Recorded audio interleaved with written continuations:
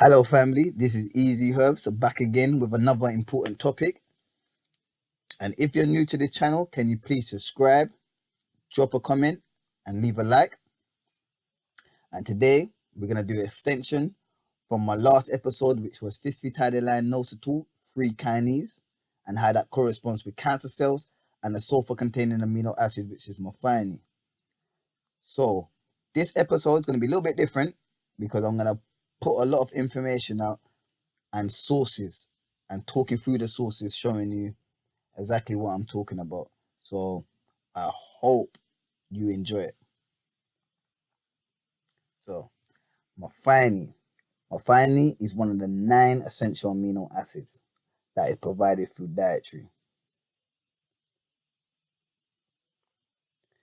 It is required for strengthening and the growth and also repair of tissue, aka muscle mass. It's also one of the most hydrophobic amino acid that is always found in the interior of protein. Hydrophobic just simply means the tendency to repel or not mix with water. And as methionine is one of the sulfur-containing amino acids, the other is homocysteine, cysteine, and taurine. There's only 2 that is mainly found in the interior of protein, which is methionine and cysteine, aka eukaryotic.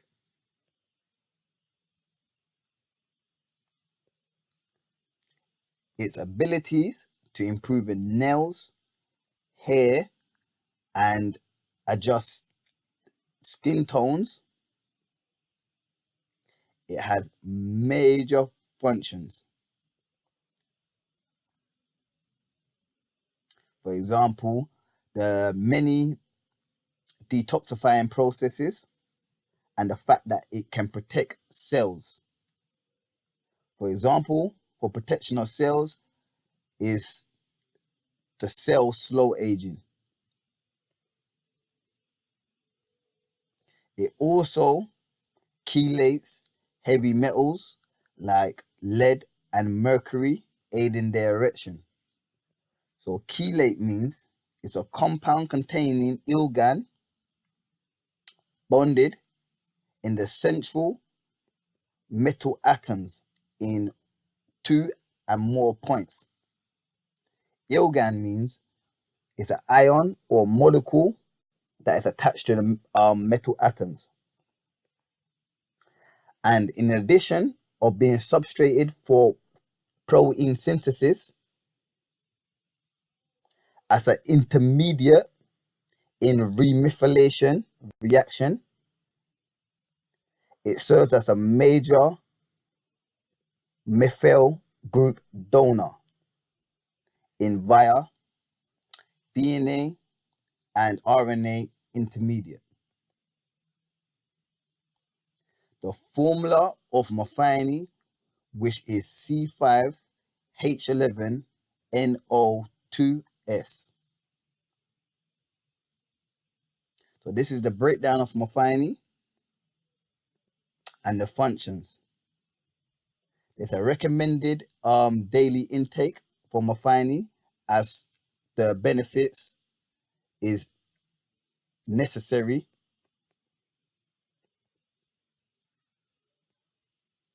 And we're going to go into the defects when you overuse the recommended amount. So Yeah, stay tuned. so I'm going to do it a little bit differently, where I'm going to be showing you the sources before I explain in a little bit more detail. So have a look at this source, and I'm going to show you some factors before I start explaining it.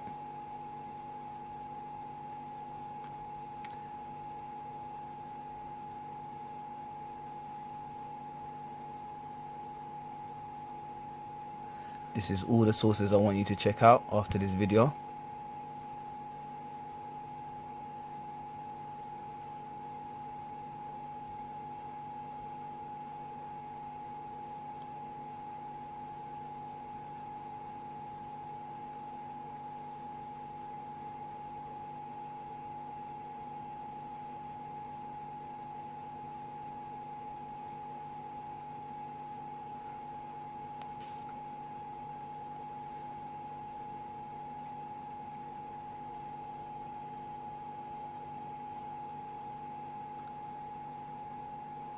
check them out and read them.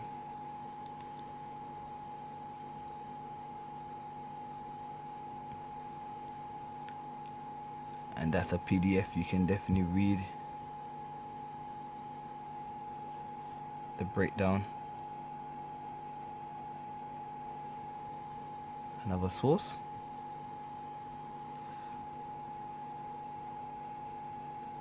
So these sources are definitely credible. Check them out yourself.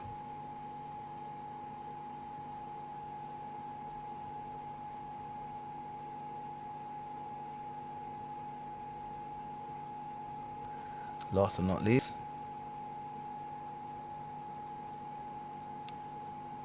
I done a video about physfetidylinosyl 3 kinase. Okay, so definitely check all that. Okay, so as methionine is obtained through dietary, it contributes to the cellular pool of organic sulfur and generally sulfur homeostasis, as well as playing a significant role in regulating one's carbon metabolism. And as a genetic defect in the enzymes regulating sulfur pools, it produces a variety of human pathologies. And in addition to being thiol imbalance, it's also associated with multiple disorders such as HIV, Alzheimer's, and cancer. So, cancer cells have been shown to be methionine dependent. Unlike normal cells, cancer cells cannot survive, live in the environment, and in most cases die when methionine is restricted. Why? Because cancer cells have an elevated requirement for endogenous methionine for growth.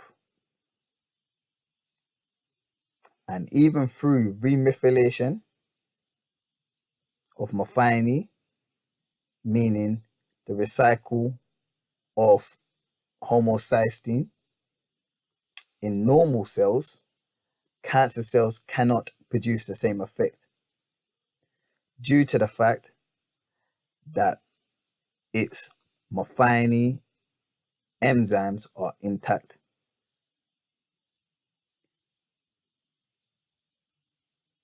And this is a metabolic difference in the traceable vulnerability in cancer cells.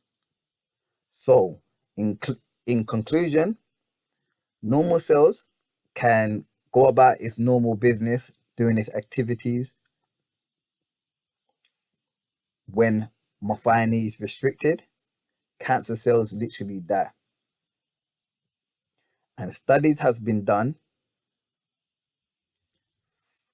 in breast cancer and prostate cancer where it shows the restriction of methionine through dietary or having a little amount literally starve cancer cells or reduce tumors. And this is even when homocysteine is present. So we are going to show you, or I'm going to show you, where you get the overload of methionine. Because in the beginning of this topic, I explained the benefits, but there's a recommended amount, which is important. I'm going to speak why I show you my three sources of the recommended amount, and I'm going to show you where you can consume the recommended amount and where you can go overboard. And this is through dietary. So I'll be speaking through when I show you my sources, so you can see exactly what I'm talking about. So I'm gonna skim through all these sources now. I just want to go on to the recommended intake just to show you. But you can definitely check out these sources. Give you a little enlightenment of what I've been talking about. So therefore, a person weighing 70 kg, blah blah blah, and it's 1.1 gram of methionine and cysteine though. Is a mix, so it might be a little bit less when it comes to methionine because they're adding both of them together. But we go on to the next site, and then this source is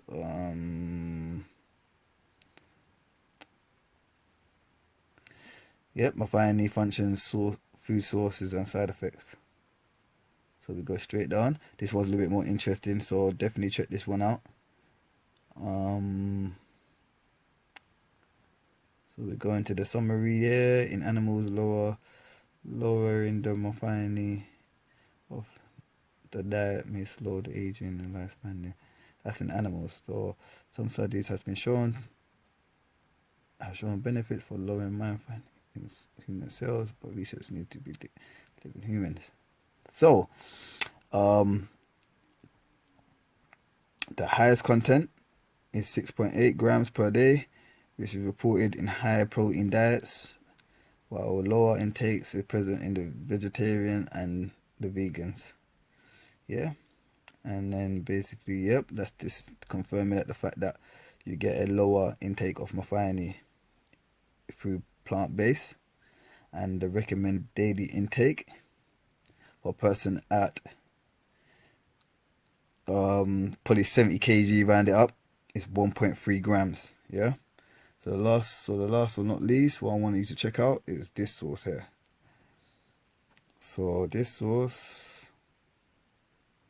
is right there. Check that out there.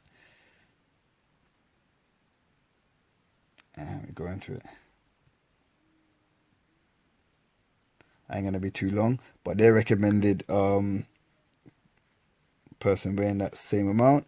It's about 800 because it's about 728. So round it up. You can round it up to the highest one if you want to, which is 1,300 milligram or 1.3 grams. So, well, yeah. So just have 1,300 in your head, and we're going straight to turkey, ground turkey, which is 1,583 milligrams. Yeah, and we're gonna go into chicken next. That's right behind. See what chicken has. Roasted leg, chicken leg, 1,749. One leg. I know people don't just eat one leg a day, mate. So overboard. Ground turkey, overboard. Pork chops, overboard. More chicken again, overboard. Pork, overboard. Just non-stop.